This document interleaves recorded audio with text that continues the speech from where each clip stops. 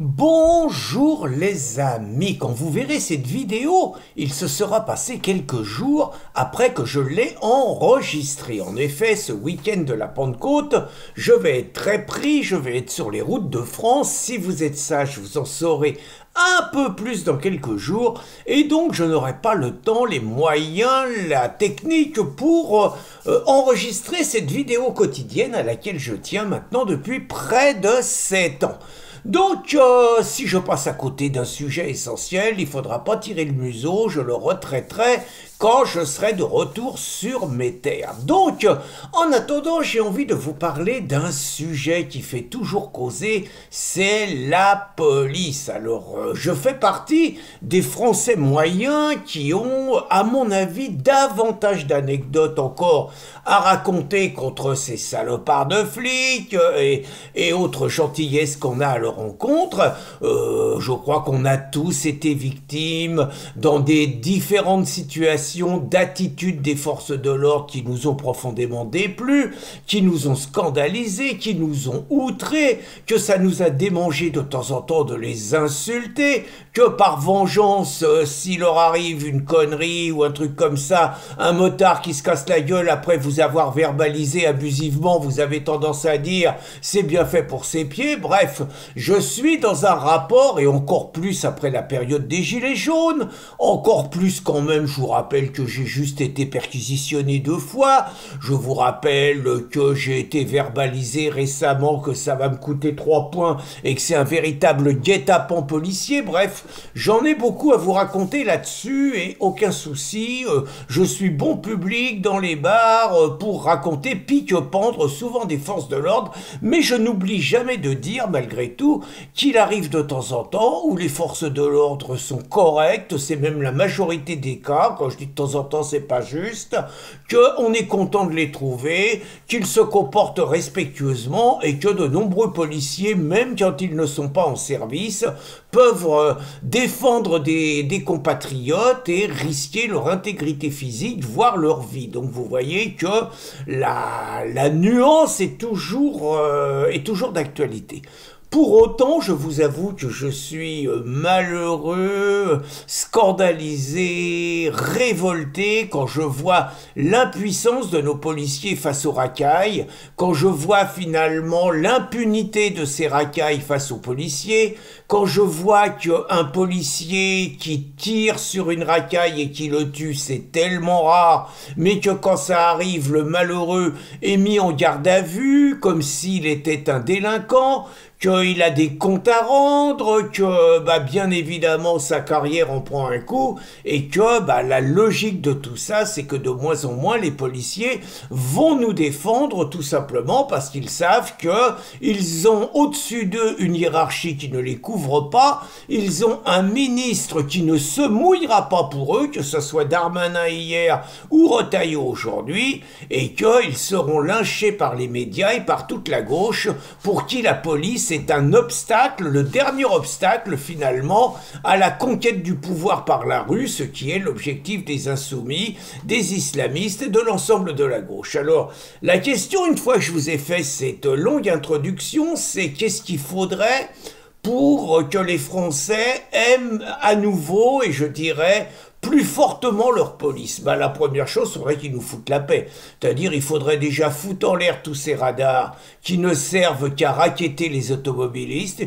Il faudrait arrêter les attitudes de flics telles qu'on a vues lors des Gilets jaunes, et je parle pas seulement des borgnés, une vingtaine de personnes, je parle du zèle que certains ont mis à verbaliser des ménagères qui, paraît-il, remplissaient trop leurs camions, leurs paniers, du zèle qu'ils ont mis à verbaliser des automobilistes parce qu'il paraît qu'on avait le droit d'aller faire ses courses que tout seul, du zèle qu'ils ont mis à verbaliser des gens sur les plages, sur les chemins côtiers, dans les chemins de montagne et tout. On a senti quand même que quelques-uns, ils étaient pas mécontents. Je vous parle pas du zèle mis pour verbaliser les gens qui n'avaient pas de masque. Donc les gens ne doivent plus avoir peur de leur police, parce que la réalité, c'est qu'aujourd'hui, les seuls qui craignent la police, c'est les honnêtes gens. Et que les voyous, et je vais y venir, les racailles, la plupart du temps islamisés, savent qu'ils n'ont rien à craindre avec les flics, tout simplement parce que les flics ne peuvent pas leur taper dessus sans immédiatement se prendre une plainte, parce que maintenant tout est filmé,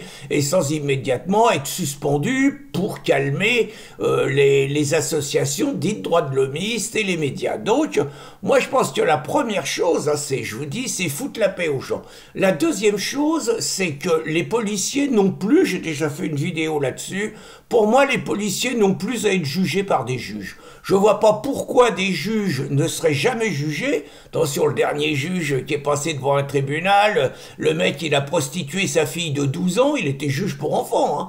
Il a prostitué sur internet sa fille de 12 ans, le mec il se prend 2 ans de tôle avec sursis, quoi. Bon, faut arrêter, les juges se sont jamais jugés, je vois pas pourquoi des policiers pourraient juger des juges. Donc pour moi, les policiers ne devraient avoir de compte à rendre, je dis bien, qu'à leur hiérarchie et au ministre, et rien d'autre. C'est une forme d'exception, j'en suis d'accord, mais je pense que c'est nécessaire. La troisième chose, c'est quand des policiers sont attaqués, on doit avoir un ministre qui donne l'ordre, mais vraiment qui donne l'ordre en disant un policier attaqué, c'est pas possible, c'est un symbole, donc le mec fait les sommations, ok, mais il sait aussi que il peut se prendre une bastos. Alors que ce soit une bastos en plastique qui lui casse le genou ou une vraie bastos qui abrège sa carrière, je vais vous dire, j'en ai rien à foutre. Pour moi, l'essentiel, c'est qu'un mec qui brave la police, il doit savoir qu'il risque sa peau. Par exemple, quand ils attaquent un commissariat, c'est un symbole, un commissariat. Quand ils foutent le feu à un commissariat, c'est quand même la France qui est attaquée à travers le feu d'un commissariat. Je suis désolé, il doit y avoir des ordres clairs. Un commissariat, c'est un sanctuaire. Ça appartient à la République pour ceux qui veulent, ça appartient à la France pour ceux qui veulent. Et ils ont le devoir, je dis bien le devoir, de le défendre par tous les moyens. Je dis bien tous les moyens. Les racailles qui fuient les contrôles de police, les policiers, s'il faut tirer, ils tirent.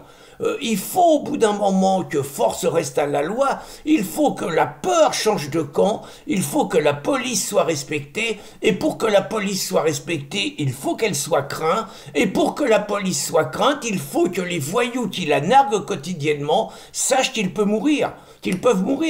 Les points de deal qui sont autant d'offenses, quand vous voyez à Saint-Ouen des écoles qui doivent déménager parce que la France n'est pas capable de virer les dealers, c'est pas possible.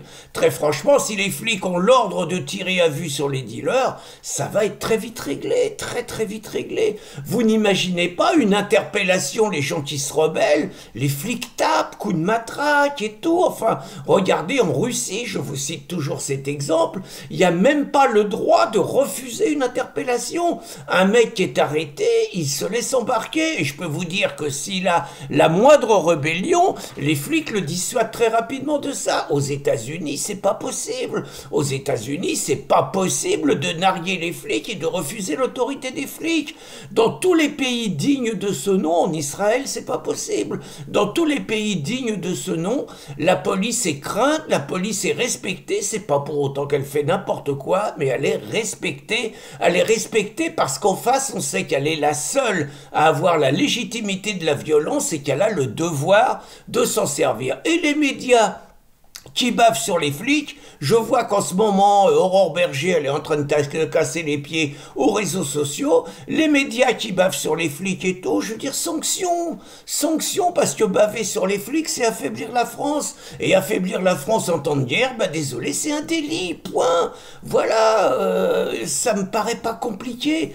Alors vous allez me dire que c'est peut-être démagogue, c'est possible, mais entre nous, vu la situation dans laquelle nous sommes, vu ce qu'on a encore vu ce week-end, samedi et dimanche, je pense que c'est la seule solution pour que force reste à la loi, pour préserver la sécurité des Français qui ne doivent plus craindre leur police, mais qui doivent avoir une police qui les protège, et sans doute pour sauver la France de la faillite inévitable et de la chute possible qui peut arriver à toutes nos valeurs. Voilà mes réflexions du jour, les amis. Bonne journée à tous.